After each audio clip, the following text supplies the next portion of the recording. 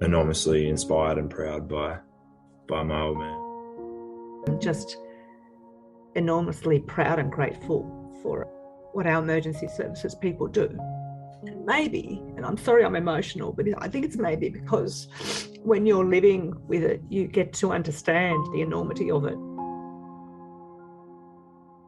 So yeah, I have so much respect for my parents because, you know, they put their lives on the line every single day. They don't know each day is different in the police force. So, you know, they don't know what they're going to come into contact with. So yeah, 100%, I'm so proud of my parents.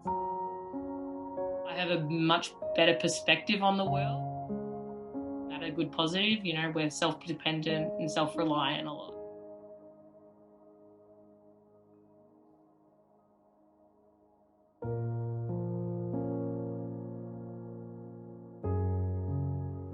Yeah, definitely. I do feel very responsible on keeping an eye on his mental health and his health. And, you know, and also his parents do as well. Like his parents will always be on the phone to me saying, look after him, look after him. So I have this whole big burden that I'm the one who has to, you know, do it all. But you can only do what you can do. It's almost like I vicariously had the emotions that mum was facing. You know, if she's upset, of course I'm going to be upset because, you know, and obviously I couldn't help her.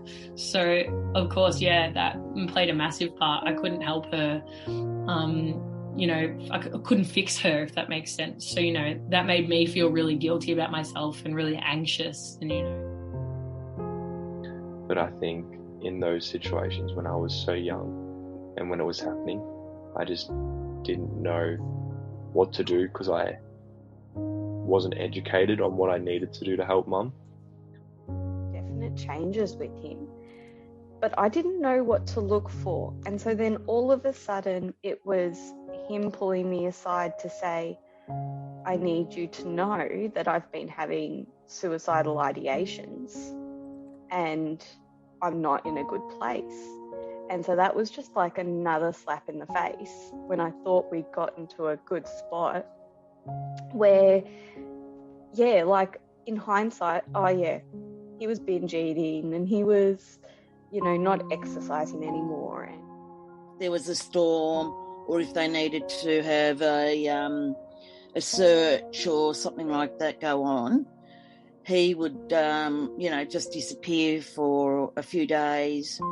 And there'd be no support whatsoever. There was never any support there for me. You know, they're putting their lives on the line every single day. It's like, you know, are we going to see them tonight? All that sort of stuff. So yeah, it's pretty confronting.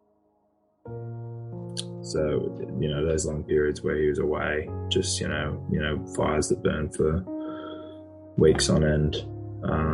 You know, when you just not see much of him, that was the stressful time. You know, he's out there. So there was like an aspect of me that didn't sleep for a whole week because I was worried about Dad being away.